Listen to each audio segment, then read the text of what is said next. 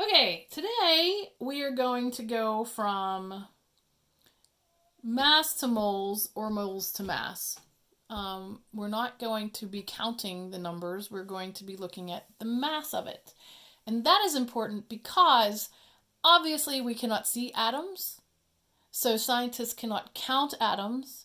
So, what we need to do is we need to be able to mass them to know how many we have or how many we need. And that's where the atomic mass comes in and why it is so important to us because it helps us count. All right, so going back to this, your periodic table, we're going to need this today. I'm going to refer to atomic masses. You can use your own periodic table to double check that. All right, and yours might be off by, the last digit or whatever. Again, different periodic tables have slightly different numbers. Okay, so I want to show you just this neat little setup that might help you. Maybe you don't need it. But if we put moles here, we can convert either to the number of moles. Okay, so that's 6.022 times 10 to the 23rd. Okay, or we can convert to the mass of moles in grams, and that's what we find on the periodic table.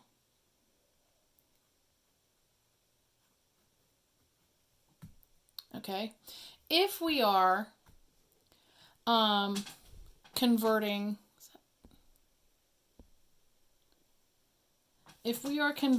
I'm just trying to make sure that's focused for you.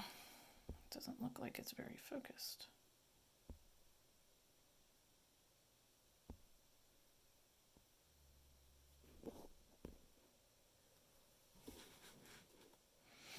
There we go. Oh. Sorry, my knees are aching. If we are going from moles to the number, okay, this would typically be atoms in chemistry, sometimes molecules. If we're going from moles to this number, the number is going to get bigger. So heading in this direction, it's always going to get, or we're always going to use multiplied. Okay, if we're going from the number of atoms to the moles in this direction, we expect this number to get smaller and we're going to divide. Okay, and you can prove that from your work yesterday or the last. So here we were going from moles to atoms, and you can see that this number gets bigger and we're multiplying here. Okay, with our special number. Whereas if we are going from the number of atoms to moles, we expect this number to get much smaller, and we are dividing by this number, right? So we're going to see the same idea today, only this time we're going to use the mass on the periodic table, but again, going from moles to our mass of our element, multiplying this number, and it's going to get bigger. Whereas if we are going from the mass to moles, we're going to divide. Okay, so going up or climbing up, it's going to get smaller. Going down, it's going to get bigger. Okay, if that's something that is helpful to you, keep that in mind. Okay, so let's just start with a mass. And let's say we have a mass of carbon. And let's say that mass is 2020. We have 2,020 grams of carbon. And we want to know how many moles would that be? What up? Okay, so again, we would start with our grid, same idea, 20 grams of carbon. So you know what unit I'm going to put down here, right?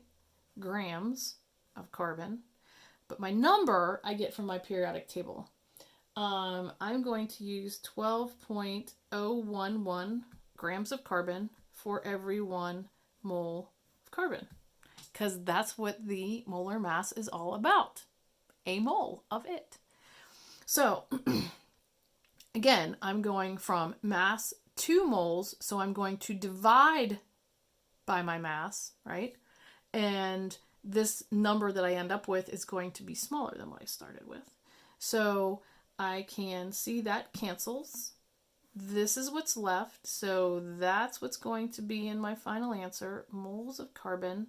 Now I'm just going to do the math. Now we don't have to worry about scientific notation in our calculation here. So it's just going to be real simple. So 2020 times 1 divided by 12.011. Okay, so 2020 times 1 divided by 12.011. And that gives me 168.179. I'll just write that down here. 168.179. This has only 3 significant digits. There's no decimal. It's absent. So I come from the Atlantic. My first non-zero is this 2. So I count from everything over to there. So I have 3 significant digits. So I can only have 3 sig figs in my final answer. That's going to take me to the decimal. The 1 does not round the 8 up. So my final answer is going to be 168 moles of carbon. Okay. All right. So since we were using smaller numbers for our second example yesterday, let's go with a small number. Let's say that I only have, we're going to go with mercury, that really cool element. So let's say I have 50 grams. Let's say I have 50.5 grams of mercury. Okay, and that's Hg. And that's what's given, and we are converting to moles. I'm not going to write that over again. Okay, so oops. We're converting to moles again. Grams, I'll write that. Grams to moles. Okay, so my mass of mercury is going to go here, and that's 200.59, whoops, that's a 9, grams of mercury for every 1 mole of Hg. Okay, again, multiply what's on the top, hit divide before you enter what's on the bottom. So 50.5 times 1 divided by 200.59. Okay, there's my answer. 0.25175, and that's going to be moles of mercury. I can only have 3 sig figs. That's going to take me here, but that 7 bounces that up. So my final answer is going to be 0.252 moles mercury. Okay, again, grams cancel, mole is what I'm looking for. 3 sig figs, 3 sig figs.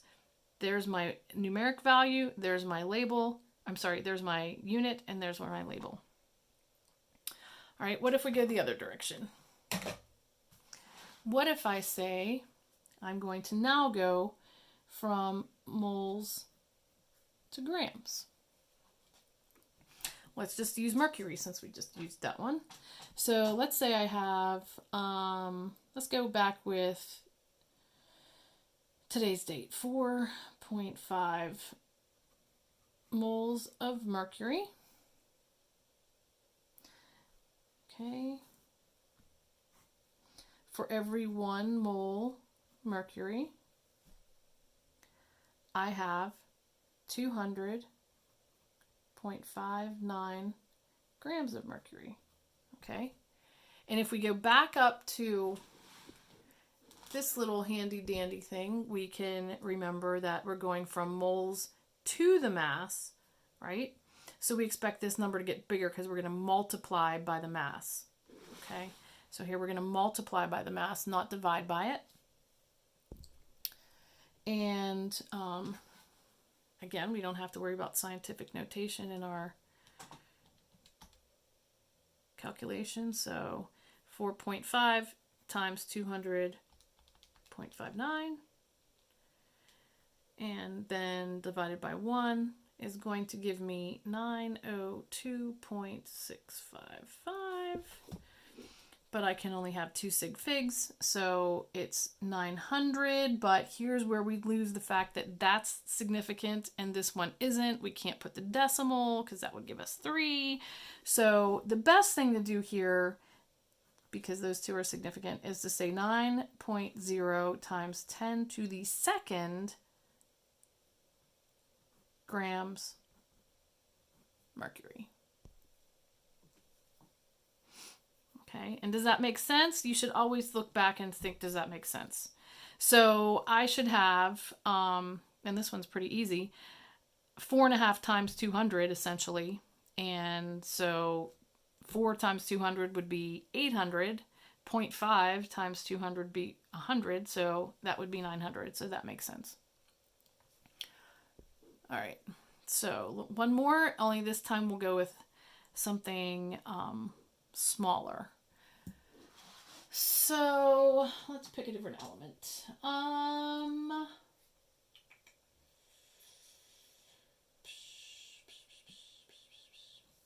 Let's go with iron.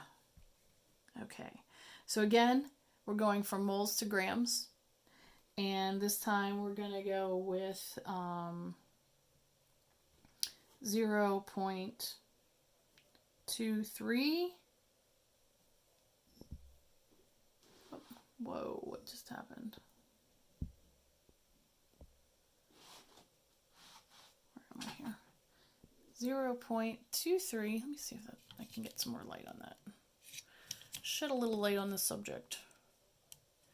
0.23 moles of iron.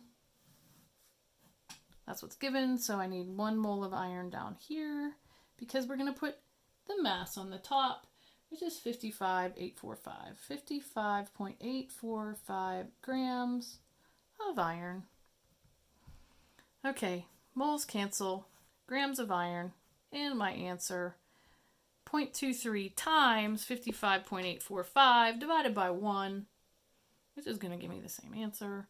So 0.23 times 55.845, and that gives me 0.844. 2 sig figs, 2 sig figs, that rounds that up, 13 grams of iron. And there's my final answer. So again, I will give you a couple of practice problems on EdLeo.